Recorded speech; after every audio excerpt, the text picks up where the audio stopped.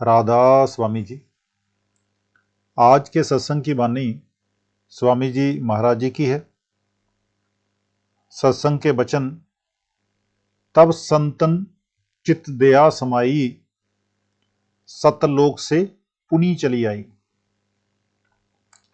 जब उस मालिक ने देखा कि सारा संसार अपने असल यानी कि जहां से ये शुरू में आया था उसको भूलकर दुखी हो रहा है, तो उसके चित्त में दया आई और वह कामिल इंसान का नमूना बनकर संसार में आ गया। मालिक जब भी किसी मजहब, किसी कौम को हिदायत देना चाहते हैं तो किसी इंसान के रूप में ही आकर देते हैं। आदमी का उस्ताद आदमी है, कोई और नहीं। आदमी को आदमी ही तालीम दे सकता है।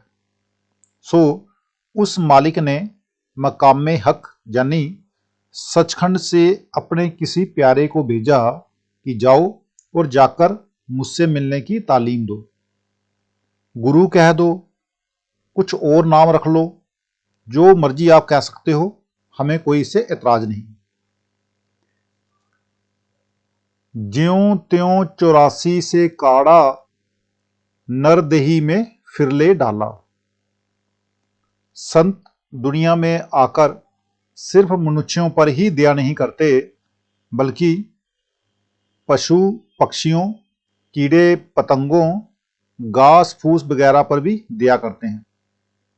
हमारे वेद शास्त्र, अन्य मजहबी किताबें और संत महात्मा कहते हैं कि जिस घास पर भी संत बैठ गए, जहाँ जिस पेड़ का फल खा लिया, जहाँ संतों ने जिस पक्षी पर दृष्टि पड़ गई, जिस घोड़े पर सवारी की, जो कीड़ा पतंगा उनके पांव तले आकर जहाँ शरीर से टकराकर मर गया, मतलब कि जिस जीव से चाहे किसी किस्म का भी ताल्लुक हो गया, वह चाहे किसी खानी में हो, अगर संत चाहें तो उसे मनुष्य जन्म दे सकते हैं। जब मनुष्य जन्म में आया, संतों ने नाम का अभ्यास और निजगर जाने की तालीम दे दी। क्या तालीम दी? जे आगे कहते हैं, चरण प्रताप शरण में आई, तब सतगुरु अति कर समझाई।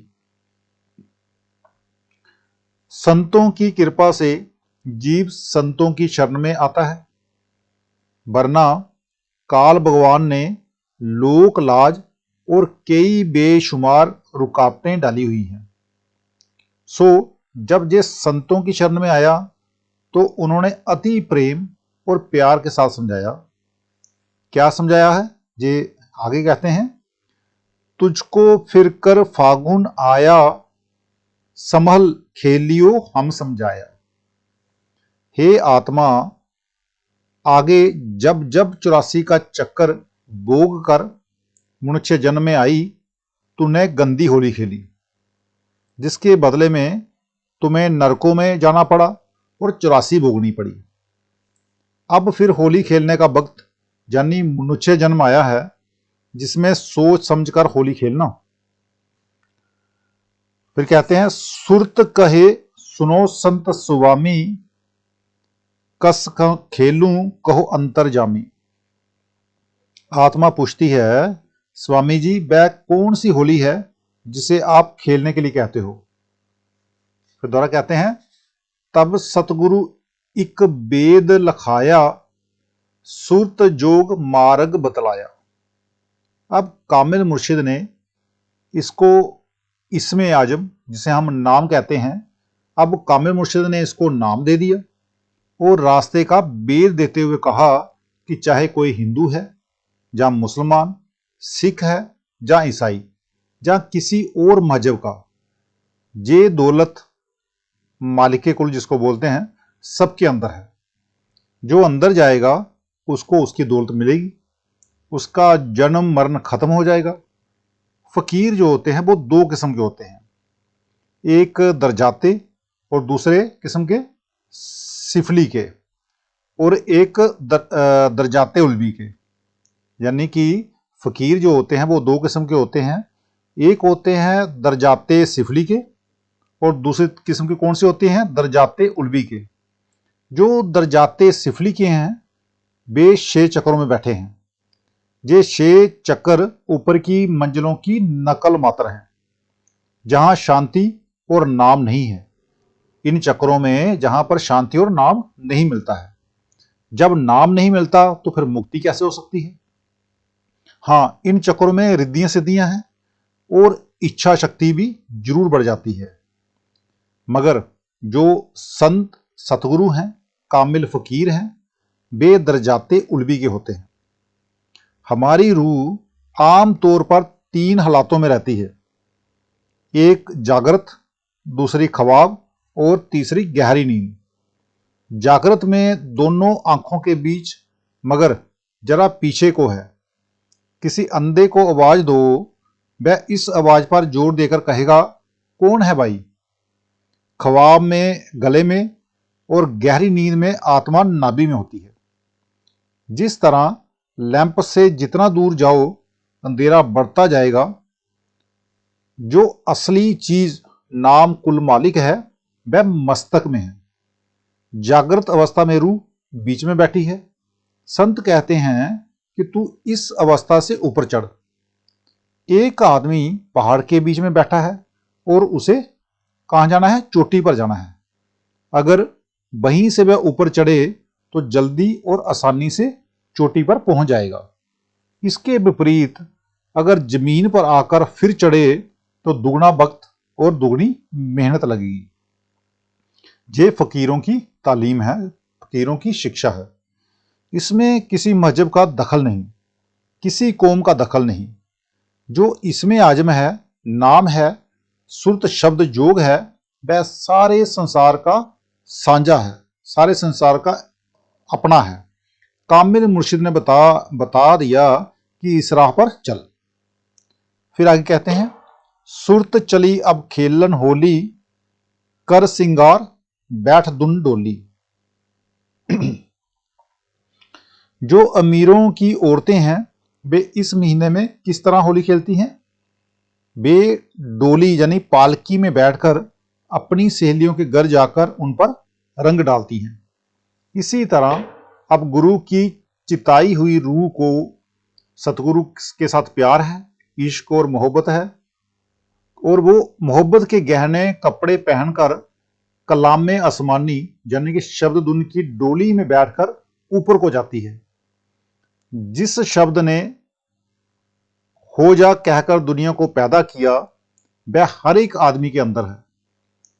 उसके अंदर ये ताकत है जो किसी भी भाषा में नहीं। वह सीधा और साफ सुथरा रास्ता है जो हमारे निजगर को जाता है। सारे संसार के लिए ये एक ही है।